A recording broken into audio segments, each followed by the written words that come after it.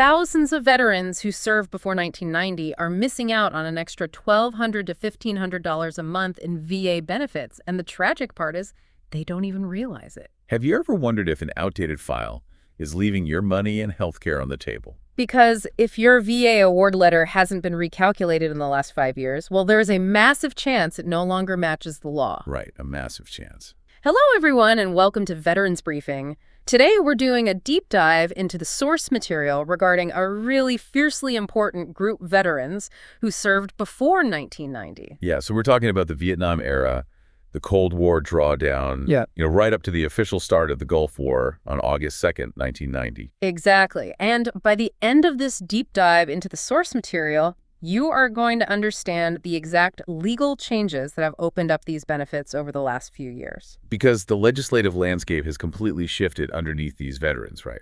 The rules of the game changed entirely. But for the most part, nobody tapped these men and women on the shoulder to tell them they suddenly qualify. No, they really didn't, which is why it's absolutely essential we break this down. Right. So we're going to explain how presumptive conditions bypass all that red tape you might have fought decades ago. And we're giving you the exact forms to get your compensation recalculated to current 2026 rates. Which is so important because we are looking at this massive systemic issue right now. I like to call it the frozen-in-time problem. Frozen-in-time problem. I mean, why are pre-1990 veterans missing out at such a high rate specifically? Well, it's because the law moved forward, but their VA files stayed exactly where they were 20 or 30 years ago. So let's look at the root of that problem. What makes this specific generation of veterans different when they approach the VA? Because every generation faces, combat injuries and physical wear and tear. It really boils down to a single concept, which is exposure. And for this era specifically, we're heavily talking about exposure to chemical herbicides like Agent Orange. But here's the catch. Exposure by itself doesn't actually get you anywhere with the VA. It only means something financially because of a second, incredibly powerful legal concept, which is presumptive. Okay, let's hold on that word for a second because presumptive gets thrown around constantly. But practically speaking, what does that actually mean for the veterans sitting at the kitchen table? The best way to think about a presumptive condition is to imagine a VIP list at a very exclusive club. Okay, I like that. Yeah, so in a normal VA claim, you're standing outside in the cold, trying to convince the bouncer to let you in. The burden of proof is entirely on you. Meaning you have to prove exactly how you got sick. Exactly. You're trying to track down sworn affidavits, find a corpsman from 1971 to verify an incident. You're building this massive chronological chain of evidence. Which, let's be honest, after 30 or 40 years is virtually impossible. I mean, the unit logs might be lost, people have passed away. And a massive chunk of military medical records burned in the St. Louis archive fire, back in '73 anyway. Right, I almost forgot about that. So the deck was really stacked against you. Completely. But if a condition is declared presumptive, you are suddenly on the VIP list. You do not have to prove how you got sick. Oh, wow. Yeah. Yeah.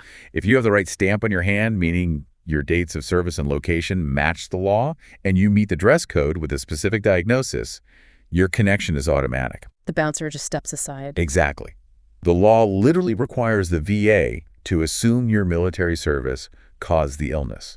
No affidavits required. That is a staggering difference. The burden of proof is just lifted entirely, and the foundation for this huge expansion of the VIP list is the Pay-CT Act, right? Right. The Pay-CT Act was signed into law on August 10th, 2022, and it represents the single largest expansion of presumptive benefits in VA history. But there's a critical part that trips people up here. Yeah, it's being implemented in phases. It wasn't just a one-and-done event back in 2022. The list of what qualifies literally keeps growing. Which means if you checked your eligibility in 2023 and thought, nope, nothing for me, you might be completely out of date today. Exactly. So let's talk about the most famous exposure from this era, Agent Orange. Right. The standard baseline for that is having boots on the ground in Vietnam anytime between early 1962 and the spring of 1975. Yep. And for a long time, the VA recognized about 20 conditions tied to that herbicide. Things like type 2 diabetes, ischemic heart disease, peripheral neuropathy, and certain cancers. Like prostate and bladder cancers. Exactly. But here's where it gets really important because that list just changed in a way that affects millions of people. It's massive. effective January 8th, 2025. Two major additions were made to the Agent Orange presumptive list. One is a blood disorder called MGUS. Monoclonal gammopathy of undetermined significance. Right. But the other one, and this is the game changer, is ordinary high blood pressure. Hypertension. Wait, I have to jump in here. Ordinary high blood pressure is now on the list. It is. What's fascinating about hypertension being added is that we are talking about millions of aging veterans who have high blood pressure sitting right there in their private medical charts. Right. Their civilian doctor treats it, they take a pill every morning, and it is completely disconnected from their VA file. 100% disconnected. But for decades, the VA's primary defense for denying older veterans was, you're just getting old, your body is wearing down. Yeah, absolutely. That was the standard denial. Now, you're telling me they legally cannot use that excuse for high blood pressure if you were in Vietnam? That is exactly what I'm telling you. And the reason why they finally had to concede this is because of the underlying biology. Tell me more about that. Well, herbicides, like Agent Orange, contain dioxins. These are highly toxic compounds that don't just wash out of your system. They bind to cellular receptors. Causing long-term damage, I'd imagine. Yeah, severe oxidative stress and vascular damage. And that damage can take decades to quietly manifest as hypertension. It's not just getting old. It's a delayed reaction to a chemical toxin. Precisely. The law finally caught up to the science. So if you have that diagnosis and you're in the right place at the right time, the VA assumes the connection. Period. Period. And we need to talk about those locations because the map is way bigger now than just the jungles of Vietnam. Right. The expanded map is where so many veterans mistakenly count themselves out. The presumptive locations now include the Korean DMZ from roughly September 1967 to August 1971. It also includes U.S. or Royal Thai bases in Thailand from January 1962 all the way to June 1976. It also finally includes the Blue Water Navy veterans, right? Those who served within 12 nautical miles of the Vietnamese coast. Right, which was added back in 2019. And it's crucial to understand why they are on there now. Because for years they were denied since they weren't on land. Exactly. But the ships were pulling in contaminated water from the coast and running it through their desalination plants. Oh, wow. Which probably concentrated the dioxins. It absolutely did. So the sailors were drinking it and bathing in it. The map also covers Laos, Cambodia, Guam, American Samoa, and even reservists who had contact with contaminated C-123 aircraft long after the war. Okay, so if you hit any of those locations during those dates and you have hypertension, it's automatic. But what if a veteran applied for hypertension a decade ago and got denied? Does that old denial lock them out forever? Absolutely not. That's a relief. It's a crucial point. If you were told no before a condition was added to the list, you can and should file again under the new rules. Using a supplemental claim, right. That's VA Form 20-0995. Correct. And for these specific January 2025 additions like hypertension, if you file that supplemental claim within 1 year of the rule change, it helps protect an earlier effective date for your back pay. Good to know. And we should briefly mention any HMR for some older claims. Yeah, the short version of the Unhimmer class action is that the VA might have to push your effective date all the way back to your very first denied filing. Which can result in massive retroactive payments. It can. Yeah. It's highly specific, so ask a veteran service officer to look into it directly. If you're finding these discussions helpful, please subscribe to Veterans Briefing so you never miss important updates and practical information for veterans and their families. All right, so we've talked extensively about overseas toxins. But what about the folks who never deployed? Let's pivot to what is arguably the most overlooked toxic exposure of that entire era. And it happened right here on stateside bases. You're talking about the water contamination at Marine Corps Base Camp Lejeune and MCS New River in North Carolina? Exactly. While everyone was focused on Vietnam, we had a domestic disaster unfolding. We're talking about an estimated 1 million Marines, sailors, their families, and civilian workers. All of them drinking, cooking, and bathing in water heavily contaminated with industrial solvents like TCE and PCE. And we need to explain how this happened, because TCE and PCE are incredibly harsh chemicals. They really are. They were used as heavy machinery degreasers and dry cleaning solvents, and for decades, they were either improperly disposed of or actively leaking from underground storage tanks. Directly into the base's drinking water supply? I read people were literally making baby formula with this water. They were. It's tragic. The qualifying dates for this are massive, by the way. It's anyone who spent a cumulative 30 days or more at either of those bases between August 1st, 1953 and December 31st, 1987. Wow, that's a huge window. What conditions does the VA currently recognize for this? They recognize 8 specific presumptive conditions for disability compensation: kidney cancer, liver cancer, non-Hodgkin's lymphoma, adult leukemia, multiple myeloma, Parkinson's disease, bladder cancer, and aplastic anemia. And it's worth noting there's a broader list of 15 conditions that get you cost-free VA healthcare even if you don't file for the compensation. Right. But we have to clear something up right now because there is a dangerous misconception spreading that is actively keeping veterans from filing. The deadline myth. The deadline myth. I hear this every single week. A veteran will call and say, wait, didn't the deadline to file for Camp Lejeune already pass? Because we all saw those aggressive lawyer commercials on TV for 2 solid years, and then in late 2024, they just stopped. So people assume the window slammed shut. But we have to separate the 2 different legal tracks here. The deadline you heard about on TV was for the Camp Lejeune Justice Act. Right, which was a specific civil lawsuit in federal court. Exactly. And yes, that legal window permanently closed on August 10th, 2024.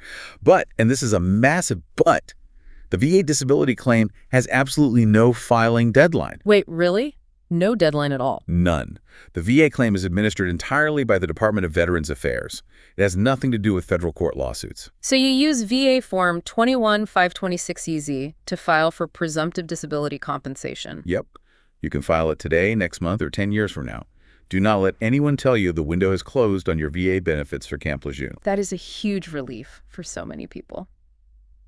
Okay, let's shift our focus. We've covered complex chemical exposures.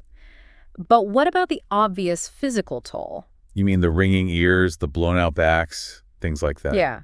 Are they subjected to that same brutal burden of proof we talked about earlier? Well, physical wear and tear is incredibly common. Think about the artillery, aviation, armor, military noise protection decades ago was nowhere close to what it is today. Oh, I'm sure it was basically non-existent. Pretty much. So a massive number of pre-1990 veterans have ratable hearing loss and tinnitus, which is that constant ringing in the ears. But I'm assuming you can't just walk into a VA clinic, tell a doctor your ears have been ringing since 1982, and expect a check to show up. No, a casual note from your private doctor won't cut it. The mechanism of approval requires a dedicated VA audiological exam to measure specific decibel loss. And the VA schedules that for you once you file the formal claim, right? Now, here is the concept that is going to blow people's minds. It's the core reason we needed to do this deep dive into the source material today.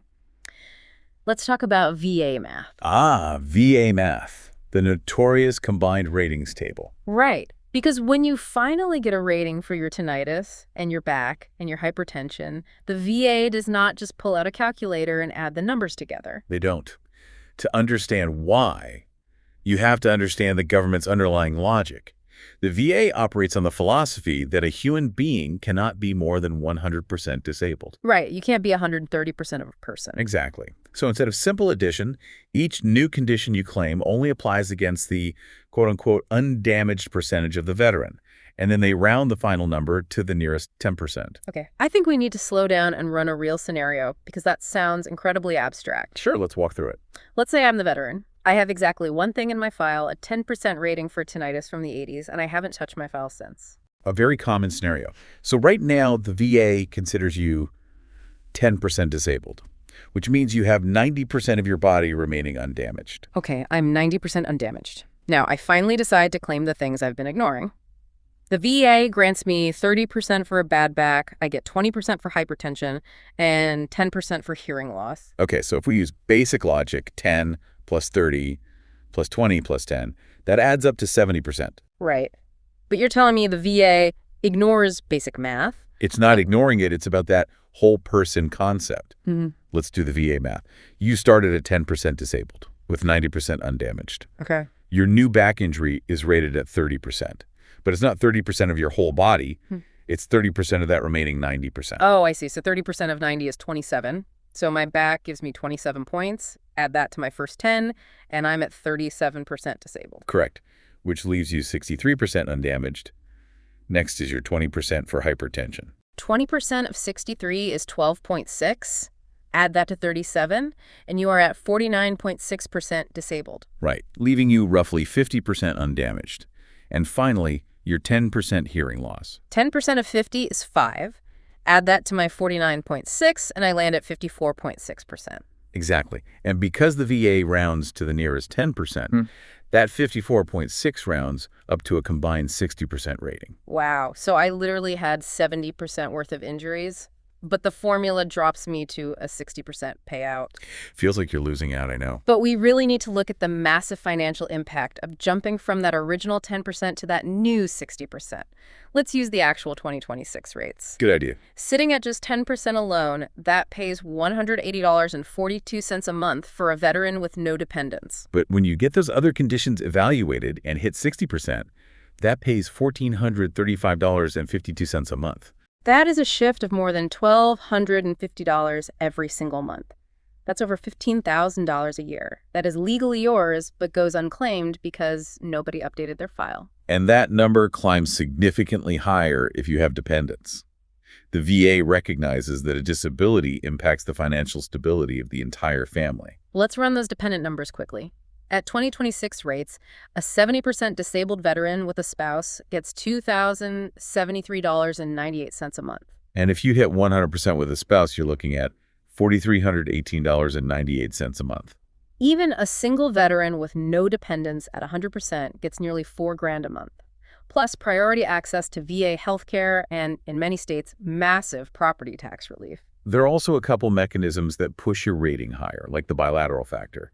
It gives a mathematical boost if disabilities affect both arms or both legs. And there is TDIU, right? Total disability based on individual unemployability. Yes. If your conditions prevent you from holding steady employment, you can be paid at the 100% rate, even if your combined scheduler rating is only, say, 70%. This is all incredibly important for the veteran while they're living, but we need to have a conversation about the uncomfortable truth. Yeah, we do. Getting your rating right today isn't just about the check hitting your bank account next week. Let's talk about what happens after the veteran passes away. This carries the most emotional weight, and it's the topic veterans tend to avoid. We have to look at survivor benefits. Right. First, briefly, there is special monthly compensation, or SMC. This for severe situations, loss of the use of a limb, or needing regular aid and attendance. But it must be specifically requested, right? The VA won't just offer it. Exactly. But the main protection for the family is DIC Dependency and Indemnity Compensation. How does that work? If a service-connected condition contributes to a veteran's death, their spouse becomes eligible for DIC. In 2026, that is a tax-free benefit of nearly $1,700 a month. Let's make that concrete. If you finally claim hypertension from Agent Orange, and years later you unfortunately pass away from a related heart attack, your spouse gets that DIC check. Precisely. But if you never claim the hypertension and it's not in your file, your spouse gets nothing. You are leaving them unprotected. And there is an even more powerful legal shield called the 8-year provision. Well, what's that? If a veteran is rated 100% permanently and totally disabled for 8 continuous years before they die, and they were married during that time, the spouse receives DIC regardless of the cause of death. Wait, regardless of the cause? Absolutely. Even if the cause of death is completely unrelated to their military service, it acts as an absolute shield for the spouse. Wow. And meeting that 8-year mark actually adds an extra $360 a month on top of the base DIC rate. You apply for this using Form 21P 534EZ. That right there is why you do not put this off. You are literally securing your family's financial future. Before we wrap up, there's one legislative watch item we need to flag for military retirees. Yes, the Major Richard Starr Act. If you were medically retired for a combat-related condition before hitting 20 years of service, part of your retirement pay gets offset against your VA compensation. Which is infuriating. It's essentially a financial penalty for getting hurt in combat before retirement age. It's an injustice. The Major Richard Starr Act, H.R. 2002 in the House and S. 132 in the Senate, aims to end that offset. It affects about 50,000 combat-injured retirees, right? Yeah. As of mid-2026, it has overwhelming bipartisan support, but was blocked in the Senate due to cost concerns. Veteran organizations are fiercely fighting for it, so watch this closely. Okay, we have covered a massive amount of ground today. Let's summarize this into 3 key takeaways for everyone listening. Number 1, the presumptive list has expanded massively. The biggest recent change is hypertension being added for Agent Orange in January 2025. And remember, there is no deadline to file your VA claim for Camp Lejeune. Number 2, small, separate conditions stack up to create huge financial differences. Because of VA math, ignoring that 10% tinnitus could be costing you thousands a year. And number 3, getting your rating right today directly secures your spouse's DIC survivor benefits tomorrow. So what is one practical action our viewers can take today to fix their files? Go to va.gov and pull your complete disability rating history. If nothing has changed in the last 5 years, your file is outdated. What's the first step they should take? File an intent to file. That's VA Form 210966. Doing that today legally locks in your effective date for back pay while you gather paperwork. And then take your file to a free veteran service organization like the DAV, VFW, or American Legion. Have their experts recalculate your rating. And remember, never ever pay anyone up front to do this for you. VSO services are free. Excellent advice. We'd love to hear from you. Please share your experiences with VA claims or any questions you have in the comments below. And if this information was helpful, please subscribe. Thank you for watching Veterans Briefing. Take care, stay informed, and we'll see you in the next episode. But as you go to check your file, ask yourself this. If it took the government 50 years to finally admit that hypertension was caused by Agent Orange, what are the veterans of today's conflicts going to be fighting to prove in the year 2070?